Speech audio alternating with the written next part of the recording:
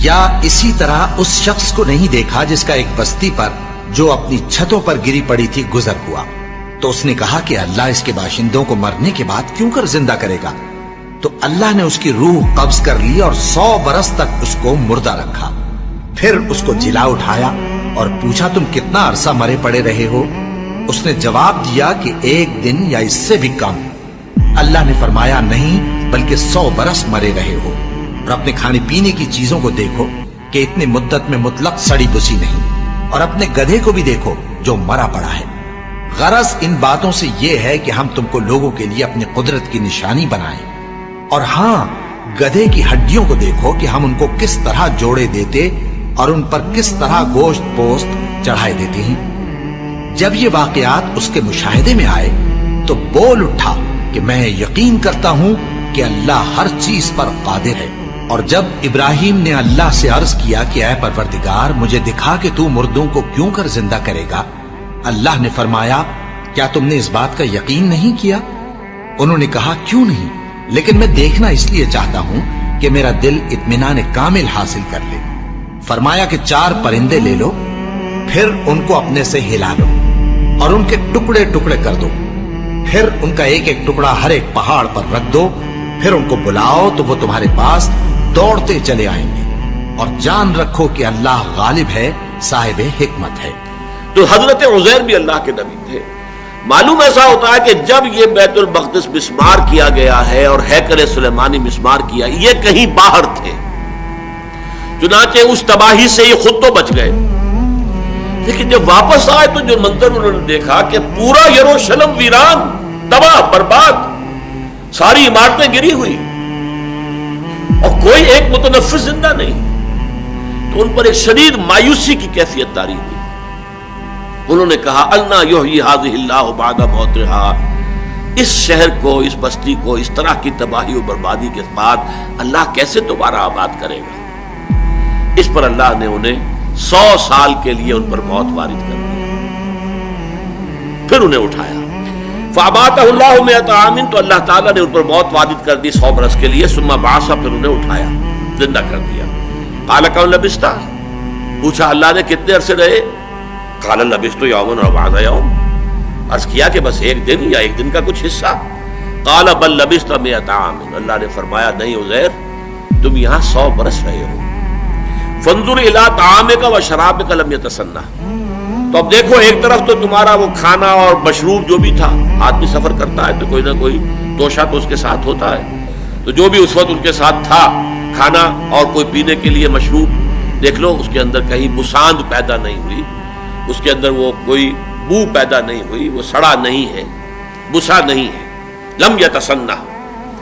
وانظر الى حمارك، اب ایک طرف تو وہ چیزیں بھی صحیح سالم موجود ہیں، خود بھی پورے صحیح سالم جیسے جوان تھے اس وقت ویسے کہ ویسے جوان رانا کھڑے ہو گئے، لیکن ان کی سواری کا گھڑا جو گدھا تھا اس کی ہڈیاں علیحدہ علیحدہ پڑی ہوئی ہیں اور بوسیدہ ہوئی ہوئی ہیں، نہ کھال ہے نہ گوشت کا کوئی وجود ہے، ڈھانچہ ہے اور وہ بھی بکھری ہوئی ہڈیوں کا ڈھانچہ۔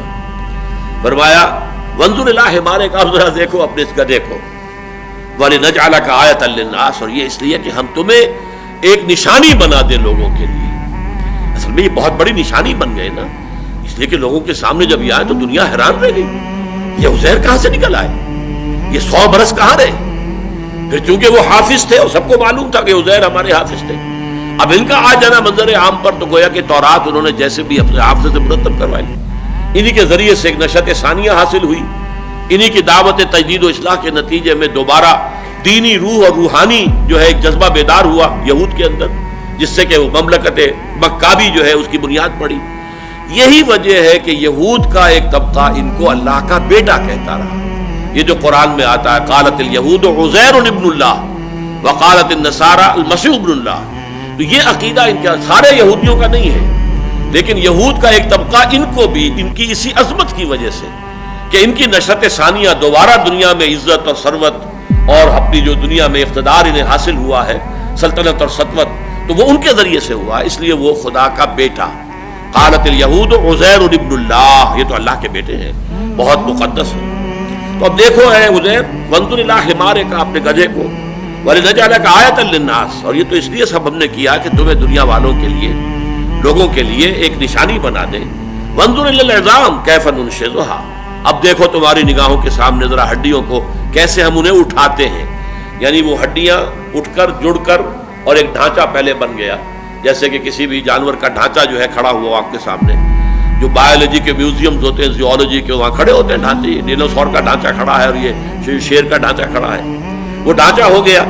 کیف ننشزھا، کیسے ہم اسے اٹھاتے ہیں، ابھارتے ہیں. ثم نکسوھا لحما، اور پھر دیکھو کیسے اس کے اوپر ہم گوشت چڑھاتے ہیں، پٹھے وجود میں آ گئے. فلما تبین لہ، جب یہ سب کچھ ان پر عیاں ہو گیا، واضح ہو گیا ان کے نگاہوں کے سامنے، یہ خرق عادت، یہ چیزیں کہ جو مخفی ہوتی ہیں انسانوں کی نگاہ سے، یہ تو عالم غیب کی باتیں ہیں، یہ انسانوں کو نہیں دکھائی جاتی، لیکن انہیں اس کا مشاہدہ کرا دیا گیا. فلما تبین لہ قال، تب انہوں نے کہا اعلم ان اللہ علی کل شیء قدیر، اب مجھے پورا یقین حاصل ہو گیا ہے کہ اللہ ہر شے پر قادر ہے.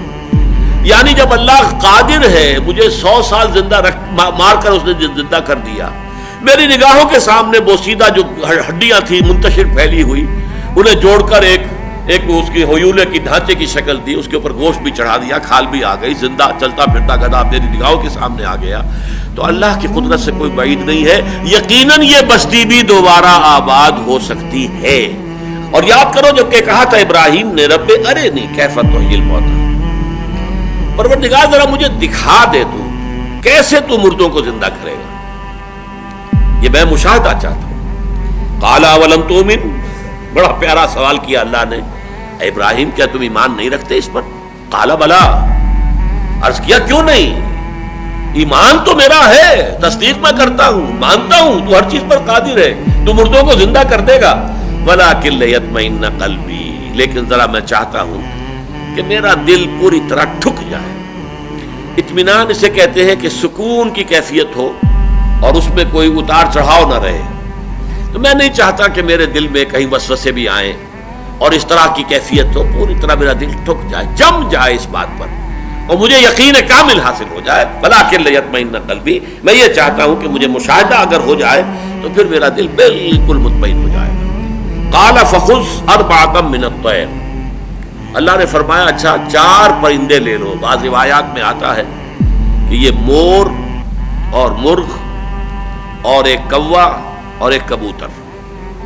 خذ اربعۃ من الطیر، ہو سکتا ہے یہ تالمود کی روایت ہو. ہمارے ہاں کیونکہ تفسیری روایات میں تالمودی روایات جو ہیں وہ کافی کثرت کے ساتھ آئی ہیں، چنانچہ اس میں غالباً یہ 4 پرندوں کے نام بھی آئے ہیں.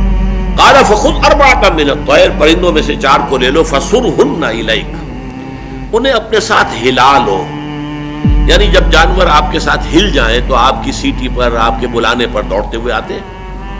یہ پیٹس جو ہوتے ہیں، جو معاملہ ان کا ہوتا ہے، پالتو جانور، تو ان 4 پرندوں کو اپنے ساتھ خوب سجا لو، ہلا لو.